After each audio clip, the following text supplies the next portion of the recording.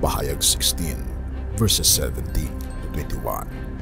Ibinuhos ng ikapitong anghel ang kanyang mangkok sa hangin at isang malakas na tinig ang nanggaling sa templo mula sa trono na nagsasabi, "Naganap na!" At nagkaroon ng mga kidlat, mga ugong, mga kulog at isang malakas na lindol na hindi pa nagkaroon kailanman mula nang magkaroon ng tao sa ibabaw ng lupa. Napakalakas na lindol. Ang malaking lungsod ay nahati sa tatlong bahagi at ang mga lungsod ng mga bansa ay bumagsak. Naalala ng Diyos ang dakilang Babilonya upang ibigay sa kanya ang inuman ng alak ng puot ng kanyang galit. Nawala ang lahat ng mga pulo at hindi na natagpuan ang mga bundok. At bumagsak sa mga tao ang malalaking tipak ng yelo mula sa langit. Bawat isa ay may timbang na halos 100 libra at sinumpa ng mga tao ang Diyos dahil sa salot ng yelo sapagkat ang salot na ito'y lubhang kakilakilabot. Ang tekstong ito ang isa sa pinakanakakatakot na pangyayari na hindi pa nangyayari sa balat ng lupa at ito'y mangyayari rin dito sa ating bansa. Ano nga bang pangyayari ang magdudulot ng napakalaking sakuna sa Pilipinas at paano hahantong ang ating bansa sa pagkawasak ayon sa banal na kasulatan? At ang tanong ay, paano tayo makakaligtas sa napakalaking sakuna at paano mahati ang ating bansa sa tatlong bahagi na binabanggit sa Pahayag 16 verse 19? Halika, atin itong pag-usapan, mga kaibigan.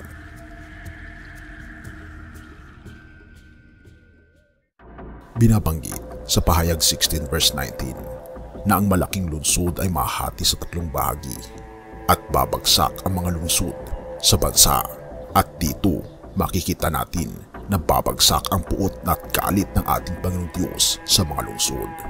Ang tanong ay, bakit kinapupuotan ang mga lungsod? Bawat lungsod sa mundo ay punong-puno ng kasamaan. Dito nagpupugad ang napakaraming kasalanan. Kaya nga naman hindi may pagkakaila na napakalaki ng kasalanan na ng mga syudad at nagdudulot ito ng kapuotan sa ating Panginoong Diyos. Ang tanong ay, paano mawawasak ang ating bansa? Ito ba'y magmumula sa isang World War III o isang sakuna na dulot ng isang napakalaking asteroid? Paano mahahati sa tatlong bahagi ang ating bansa? Ang libro ng Revelation o Apokalipsis ay punong-puno ng simbolo, ngunit nababanggit dito ang mga literal na pangyayari. Ang mga malalaking lungsod na tinutukoy ay kadalasang inuugnay sa Babilonya na nagsisimbolo sa kasamaan at pagtalikod sa Diyos na binabanggit sa kasulatan ng Pahayag. Ang paghahati ng lungsod sa tatlo ay sumisimbolo sa pagkawasak o pagkakawatak-watak ng puwersa ng kasamaan. Ipinapakita nito ang impluensya at kapangyarihan ng lungsod na mawawala at magiging walang silbi, na ang ibig sabihin ng pagkabagsak ng lungsod ng mga bansa ay pagpapahiwatig ng isang malawakang pagkawasak na aabot hindi lamang sa Babilonya kundi pati na rin sa mga makapangyarihang lungsod o bansa na kumikilos laban sa ating Panginoong Diyos. So ibig sabihin, ang Babilonya ay isang espiritual na organisasyon. Ito ay sumisimbolo sa mga tao na hindi sumusunod sa kautusan ng ating Panginoong Diyos. Dahil binabanggit sa John 14 verse 15, kung ako'y inyong iniibig, ay susundin niyo ang aking mga utos. So ibig sabihin, kung hindi tayo susunod sa utos ng ating Panginoong Diyos sa kanyang moral law, ay tayo ay parte ng Babilonya. Ang dakilang Babilonya ay isang simbolo sa Biblia ng isang makapangyarihang sistema o imperyo na sumasalungat sa kagustuhan ng ating Panginoong Diyos, lalong higit sa kanyang kautusan. Ang pag-aalala ng Diyos sa dakilang Babilonya upang bigyan siya ng inuman ng alak ng puot ng kanyang galit ay nagpapakita ng matinding paghuhusga at kaparusahan na darating sa kanya. Kaya nga naman, binabanggit sa Pahayag Kabanata 16 ang mga pangyayari kung paano ibubuhos ng ating Panginoong Diyos ang kanyang galit sa mga tao na hindi kumikilala sa kanya at sa mga tao at sistema na hindi sumusunod sa kanyang mga utos. Ang Kabanata 16 ng Pahayag ay naglalarawan ng 7 mangkok ng puot ng Diyos na ibubuhos sa mundo bilang bahagi ng kanyang hatol. Ang bawat mangkok ay nagdudulot ng matitinding sakuna at kalamidad. Pahayag 16 verses 1 to 21. At narinig ko ang isang malakas na tinig mula sa templo na nagsasabi sa 7 anghel, "Humayo kayo at ibuhos ninyo ang 7 mangkok ng puot ng Diyos sa lupa." Ang unang anghel ay humayo at ibinuhos ang kanyang mangkok sa lupa. Nagkaroon ng masasakit at napakatinding sugat ang mga taong may tatak ng halimaw at sumasamba sa kanyang larawan. Kung ating makikita, ang mga tao na sumasamba sa halimaw at sa kanyang larawan ay sila ay makakatanggap ng kaparusahan mula sa ating Panginoong Diyos. Ang tanong ay, ano pa ang mangyayari sa mga makakatanggap ng tatak ng halimaw? Verses 3, ibinuhos ng ikalawang anghel ang kanyang mangkok sa dagat at ito'y naging parang dugo ng patay na tao at namatay ang lahat ng may buhay sa dagat. Verse 4, ibinuhos ng ikatlong anghel ang kanyang mangkok sa mga ilog at sa mga bukal ng tubig at ang mga ito'y naging dugo. Verse 5, at narinig ko ang anghel na namamahala sa tubig na nagsabi, "Matuwid ka, ikaw na di mabilang, na kasalukuyang buhay at siyang nabuhay noong una, matuwid ang mga hatol mo." Verse 6, sapagkat ibinuhos nila ang dugo ng iyong mga banal at mga propeta at binigyan mo sila ng dugo upang inumin, ito ang nararapat sa kanila. At narinig ko ang dambana na nagsasabi, "O Panginoong Diyos, ang makapangyarihan sa lahat, totoo at matuwid ang iyong mga hatol." Verse 8, ibinuhos ng ika-4 na anghel ang kanyang mangkok sa araw at pinayagan nitong sunugin ang mga tao sa matinding init ng apoy. Nasunog ng husto ang mga tao at sinumpa nila ang pangalan ng Diyos na may kapangyarihang magdala ng mga salot na ito. Ngunit sila ay hindi nagsisi at hindi nilalhati ang Diyos. Verse 10, ibinuhos ng ikalimang anghel ang kanyang mangkok sa trono ng halimaw at nagdilim ang kanyang kaharian at nangagat-ngat sa sakit ang mga tao dahil sa matinding kirot.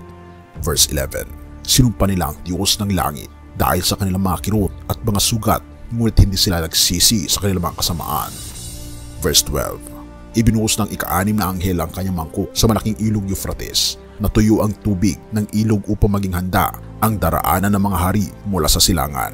Verse 13, at nakita ko mula sa bibig ng halimaw at mula sa bibig ng huwad na propeta ang 3 maruruming espiritu na parang mga palaka. Sila ang mga espiritu ng mga demonyo na gumagawa ng mga himala at pumunta sa mga hari ng buong daigdig upang tipunin sila sa labanan sa dakilang araw ng Diyos na makapangyarihan sa lahat. Verse 15, tingnan ninyo, ako'y dumarating na parang magnanakaw. Mapalad ang nagbabantay at nag-iingat ng kanyang mga damit upang hindi siya lumakad ng hubad at makita ang kanyang kahiyan. At tinipon sila ng mga espiritu sa dakong tinatawag na Armageddon sa wikang Hebreo. Verse 17, ibinuhos ng ika-7 anghel ang kanyang mangkok sa hangin at isang malakas na tinig ang nanggaling sa templo mula sa trono na nagsasabi, naganap na! At nagkaroon ng mga kidlat, mga ugong, mga kulog at isang malakas na lindol na hindi pa nagkaroon kailanman mula nang magkaroon ng tao sa ibabaw ng lupa. Napakalakas na lindol. Ang malaking lungsod ay nahati sa 3 bahagi. Ang mga lungsod ng bansa ay bumagsak. Naalala ng Diyos ang dakilang Babylonia upang ibigay sa kanya ang inumin ng alak ng puot ng kanyang galit. Nawala ang lahat ng mga pulo at hindi na natagpuan ang mga bundok at bumagsak sa mga tao ang malalaking tipak ng yelo mula sa langit. Bawat isa may timbang na halos 100 libra at sinumpa ng mga tao ang Diyos dahil sa salot ng yelo, sapagkat ang salot na ito'y lubhang kakilakilabot. Kung ating mapapansin, ang mga senaryo sa Pahayag chapter 16 ay nagbibigay ng napakalaking babala sa lahat ng mga tao sa buong daigdig. Ang mga mangkok ay nagdudulot ng iba't ibang kalamidad tulad ng masasakit na sugat, pagdilig ng dugo sa dagat at mga ilog, matinding init ng araw, kadiliman at paghihirap, pagpapatuyo ng ilog ng Euphrates, at isang malakas na lindol na magdudulot ng pagkawasak sa mga lungsod at isla, maging ang bansang Pilipinas. Isa pang huling kaganapan sa Pahayag 16 ay ang pagtitipon ng mga hukbo para sa labanan sa Armageddon. Ito ay isang simbolo ng huling digmaan sa pagitan ng mga puwersa ng kabutihan at kasamaan. At dito darating ang pangyaring hahantong sa ikalawang pagdating ng ating Panginoong Hesus, na darating siya upang hatulan ang mundo at itatag ang kanyang kaharian. Ang tanong ay, paano tayo makakatakas? Ang sagot ay, kailangan nating matanggap ang selyo ng ating Panginoong Diyos. At isa pang katanungan, ano nga ba ang selyo ng ating Panginoong Diyos at ano ang marka ng halimaw? Ating tingnan muna ang marka ng halimaw. Ang marka ng halimaw ay matatagpuan sa pahayag 13 verse 16 to 18. Pinilit ng halimaw ang lahat ng tao, mayaman at mahirap, alipin at malaya, pati na ang mga dakila at mga hampas lupa na magpatatak sa kanilang kanang kamay o noo upang walang sino man ang makabili o makapagbibili maliban na lang kung siya'y may tatak ng halimaw. Sa makatuwid ay pangalan ng halimaw o bilang ng kanyang pangalan. Dito kailangan ang karunungan, ang may pag-unawa ay bilangin ang bilang ng halimaw sapagkat ito'y bilang ng isang tao. Ang bilang ay 666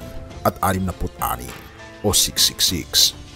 Kung ating titignan ang pahayag 13 verse 16 to 18, makikita natin na ang tatak ng halimaw ay sumisimbolo sa pagkaka-establish ng iyong desisyon sa iyong utak na hindi sumunod sa kagustuhan ng ating Panginoong Diyos. Dahil kung hindi ka susunod sa gobyerno ng tao ay hindi ka makakabili o hindi ka makakabenta. Darating ang araw na ipipilit ng mga tao na sundin ang kagustuhan ng tao at hindi ang kagustuhan ng Diyos.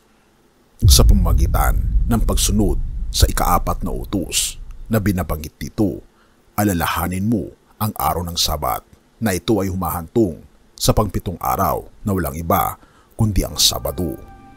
At sa pagdating ng araw ng tinatawag na Sunday Law, ang lahat ng tao ay kailangang sumamba sa araw ng unang araw ng Sanlinggo, ang Domingo o Sunday sa English.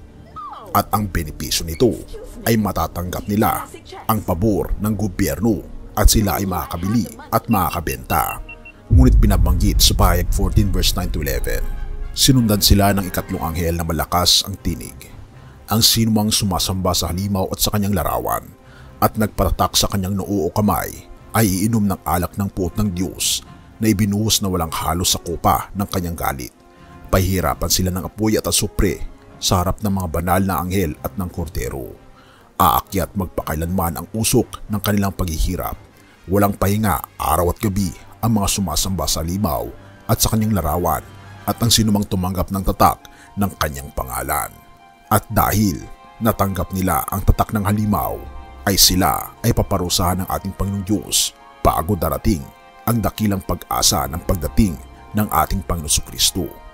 Ang mga sumasamba sa halimaw at nagpatatak ay mapaparusahan ng Diyos. Ang alak ng puot ng Diyos ay isang simbolo ng kanyang galit at hatol, at ang mga taong may tatak ng halimaw ay pahihirapan at magsasuffer sa 7 huling salot.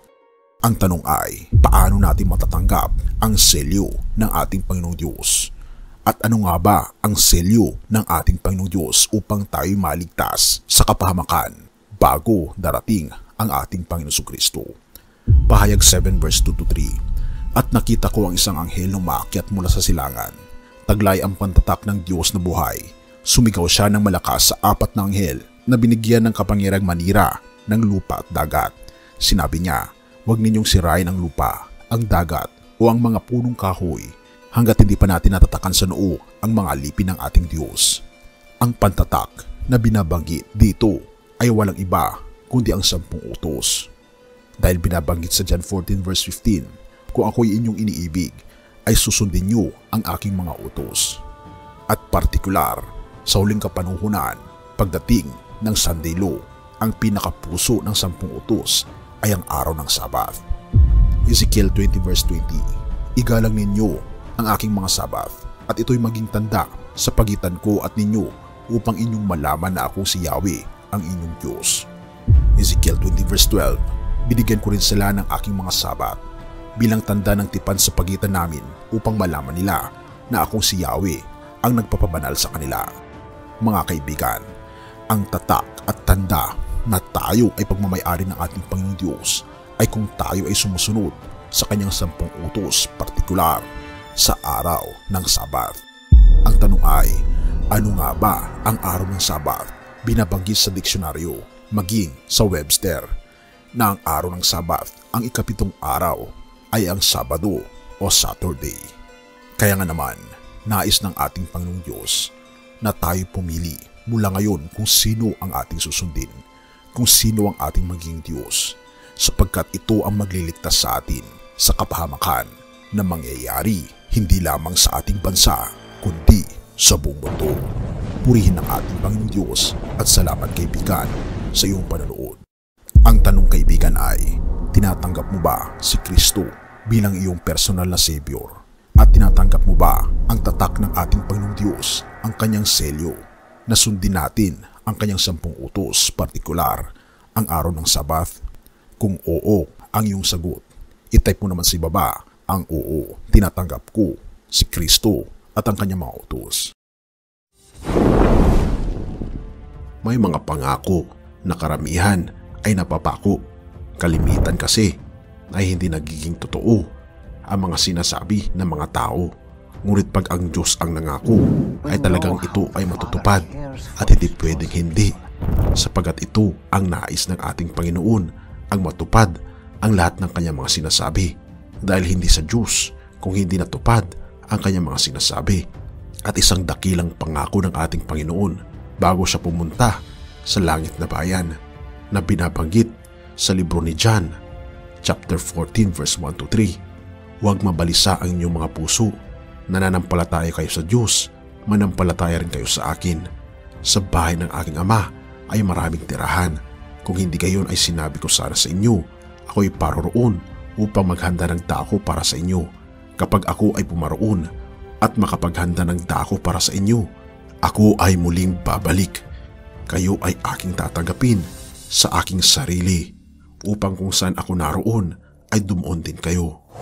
Oo mga kaibigan, binabanggit dito na darating ang ating Panginoong Diyos, ang ating Panginoong Hesus, sapagkat siya ay naghanda ng dakong kalalagyan para sa atin. At ito ay kanyang pangako na talagang tutuparin niya sa hinaharap. Ngunit ating tatandaan, laging may kontrobersiya, laging may labanan kay Satanas at ng ating Panginoong Diyos. Ang lahat kasi ng ginagawa ng ating Panginoong Diyos ay para madala tayo sa langit na bayan, habang si Satanas naman ay lahat ay ginagawa niya upang tayo ay mapigilan na hindi makapunta sa langit na bayan. Kaya naman makikita natin na magdi-devise si Satanas sa huling kapanahunan. Siya ay magbabalat kayo na parang si Jesus, ngunit hindi talaga siya yun. Kung ating makikita mga kaibigan, magiging impostor si Satanas sa huling mga kapanahunan. Ito ang babala ng ating Panginoong Hesus sa Matthew 24 verse 24. Ito ay sapagkat may lilitaw na mga bulaang Mesiya at bulaang propeta. Magpapakita sila ng mga dakilang tanda at mga kamanghamanghang gawa upang iligaw, kung maaari kahit ang mga hinirang. Babanggitin mga kaibigan na matetelevise sa buong mundo na ang ating Panginoong Hesus ay dumating na. Ito ay mababalita sa mga malalaking TV outlets, mga radyo, internet, at marami ang mga vloggers ang magsasabi patungkol dito na dumating na ang Panginoong Hesukristo. Ngunit binabanggit sa Mateo 24 verse 26, kung sasabihin nga nila sa inyo, narito siya ay nasa ilang, huwag kayong pupunta. Kung sasabihin nila siya ay nasa silid, huwag ninyong paniniwalaan. Oo mga kaibigan, binabanggit dito na ang ating Panginoon ay hindi ganun ang kanyang pagdating na matetelevise sa buong mundo na siya ay dumating. At dahil sa pagiging impostor ni Satanas, siya ay magtuturo rin na katulad ng tinuturo ni Hesukristo. Siya rin ay magiging tunog na katulad ni Hesukristo. Kaya naman mga kaibigan, para hindi tayo madaya ni Satanas, na dumating na ang totoong Kristo, ang totoong Mesiya, ang totoong hari ng mga hari, na walang iba kundi si Jesus Christ, ay paano ba darating ang ating Panginoong Hesus sa pangalawang pagkakataon? Ito ba ay isang sikreto? Ano ba ang sinasabi sa banal na kasulatan? Ganito darating ang ating Panginoon. Number 1, it will be a visible coming. Lahat ng tao makikita ang pagdating ni Kristo. Mateo 24 verse 27. Ito ay sapagkat kung papaanong ang kidlat ay nagmula sa silangan at nakikita hanggang sa kanluran, gayon din ang pagdating ng anak ng tao. Oo mga kaibigan, sa pagdating ng ating Panginoong Hesus, hindi yung katulad ng matetelevise sapagkat sa pagdating ni Jesus, magkakaroon ng kidlat na mula sa silangan hanggang kanluran ay kita ng mga mata. Revelation 1 verse 7, narito, dumarating siyang kasama ng mga lapaap at makikita siya ng bawat mata. Lahat ng mga mata ay makikita ang pagdating ng ating Panginoong Diyos, kahit na ang mga bulag ay makakakita sa pagdating ng ating Panginoong Jesus. Makikita nila, Mateo 24 verse 30, makikita nila ang anak ng tao na dumarating sa mga ulap ng langit na may kapangyarihan at dakilang kalulhatian. Makikita mga kaibigan na siya ay parating na. Pangalawa mga kaibigan, it will be a dramatic and audible coming. Oo mga kaibigan, maririnig siya ng lahat at magiging dramatic ang pagdating ng ating Panginoong Jesus. Revelation 16 verse 18 to 20, nagkaroon ng mga sigawan, mga kulog at mga kidlat. Nagkaroon ng napakalakas na lindol. Simula ng magkatao ang daigdig ay hindi pa nagkaroon ng lindol na kasing laki at kasing lakas nito na nangyari sa lupa. Ang dakilang lungsod ay nahati sa 3 bahagi. Ang mga lungsod ng mga bansa ay bumagsak. Ang bawat pulo ay nawala. Walang sino mang makakakita ng anumang bundok. At kung ating makikita at mapapansin mga kaibigan, hindi ito secret rapture, kundi ito talaga ay rapture. Talagang maririnig ng lahat, talagang magkakaroon ng mga kalamidad pagdating ng ating Panginoong Jesus. At ano ang mangyayari mga kaibigan sa pagkakataong ito? Ang mga namatay kay Kristo ay unang mabubuhay.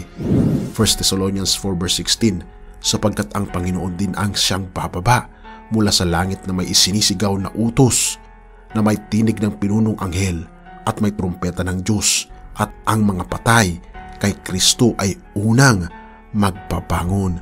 Pagkatapos ito, tayong mga buhay at naririto pa ay kasama nilang aagawin sa mga lapaap upang salubungin natin ang Panginoon sa hangin. Sa gayon, makakasama natin ang Panginoon magpakailanman.